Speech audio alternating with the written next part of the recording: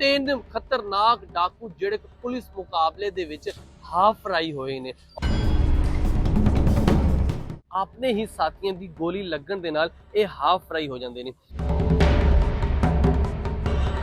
फैसलाबाद दो वड्डे पुलिस मुकाबले जिन्हां दे विच तीन खतरनाक डाकू हाफ फ्राई हुए। मैं मौजम जट ते तुसी वेख रहे हो जुर्म कहानी। अज दी कहानी दे विच ओ खतरनाक डाकुआं दी मैं गल करांगा जिन्हां ने फैसलाबाद दे विच हर जगह ते डकैतियां कीतियां, चोरियां कीतियां ते नाल लोगां नू फायर भी मारे। सब तो पहले मैं गल करांगा थाना सदर दी जिहदे विच आसिफ नामी एक डाकू जिहड़ा हाफ फ्राई होया और एक किंज फ्राई हुंदा है सारी इहदी कहानी सुनावांगा। उस तो बाद दो डाकू जिहड़े डी टैब दे विच हाफ फ्राई होए उन्हां दी भी मैं कहानी सुनावांगा। सब तो पहले शुरू करदे हां जनाब ASI जिहड़ा कि सज्जाद यूसुफ मुलजम आसिफ नूं लै जा रिहा सीगा किते इन्हां को जिहड़ा असला सी कुछ बरामदी वास्ते ते जांदियां होयां राह दे विच इहदे साथी आ जांदे ने। तीन साथी आंदे ने जिहड़े कि इहनूं छुडवा लैंदे ने। मुलजम आसिफ नूं पुलिस दे कोलों छुडवा के लैके नस जांदे ने। कराड़ वाले दे कोल पहुंचदे ने ते पिछों सज्जाद ASI ओने 15 ते कॉल कर दी। पुलिसां पहुंच गईयां और SHO मुहम्मद अली आप उत्थे पहुंचे। जो उत्थे पहुंचे ते दोवां तरफों फायरिंग दा नतीजा शुरू हो गया ते जो फायरिंग 20-25 मिनट चलदी रही फायरिंग रुकी ते पता चलिया आसिफ जिहड़ा कि हाफ फ्राई होया वा ओदे फायर वजे आ और मजरूब आ ओनू हॉस्पिटल दे विच लै जांदे ने। और ए आसिफ जिहदे ते 15 मुकदमात सी जिहदे विच डाकू सीगा, चोर सी और लोगां दे फायर भी इहने मारे होए सीगे। और ये बड़ा खतरनाक डाकू सी क्योंकि ईद लागे आ रही सी और यह डाकू लोगां नू लुटी जांदा सीगा। हुण मैं गल करदा वां जनाब जिहड़ा थाना डी टैब दे इलाके दे विच दो खतरनाक डाकुआं नू हाफ फ्राई किया किंज इन्हां नूं कीता सारी मैं कहानी सुनाना। और इन्हां ते 34 मुकदमात सी दो डाकुआं ते जिहड़े दो डाकू सी इन्हां ते 34 मुकदमात सी जिन्हां दे विच मुलजम आसिफ और आतिफ सीगे ये जिहड़े मुलजम सी।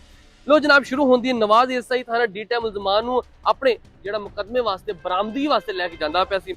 राह दे विच तफैल पट्ठा गंदा नाला दे कोल दो मोटरसाइकिलां ते चार बंदे आंदे ने जिहड़े कि पुलिस पार्टी ते फायरिंग करदे ने।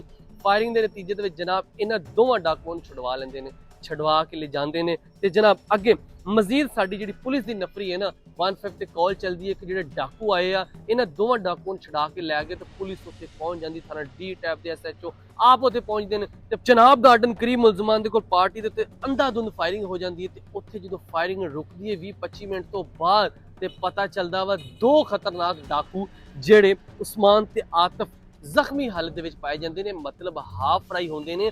ਆਪਣੇ ਹੀ ਸਾਥੀਆਂ ਦੀ ਗੋਲੀ ਲੱਗਣ ਦੇ ਨਾਲ ਇਹ ਹਾਫ ਫਰਾਈ ਹੋ ਜਾਂਦੇ ਨੇ।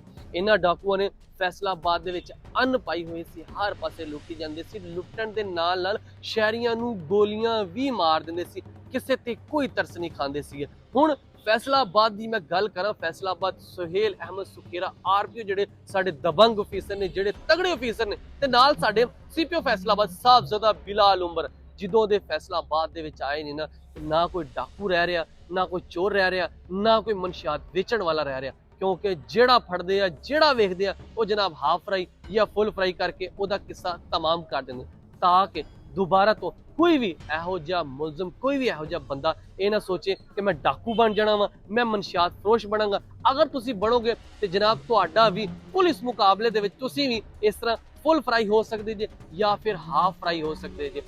तीन खतरनाक डाकू जिहड़े पुलिस मुकाबले दे विच हाफ फ्राई होए ने और यह डाकू बड़े ही खतरनाक सी। हुण फैसलाबाद दे विच बड़ी शांति हो गई क्योंकि फैसलाबाद दे जिहड़े खतरनाक डाकू सी ना कुछ ते फड़े गए और कुछ वो डाकू सी जिहड़े जनाब लोगों नूं लुटदे सी, लुटण दे नाल फायरिंग मारदे सी। हुण ये हाफ फ्राई हो गया। हुण फैसलाबाद बड़ा पुरसकून आ, पुरअमन आ। हुण इत्थे ना ही कोई डाकू होएगा ना कोई चोर होएगा ते जनाब जिहड़े शहरी आ अपनी ईदी शॉपिंग चंगी तरह करनगे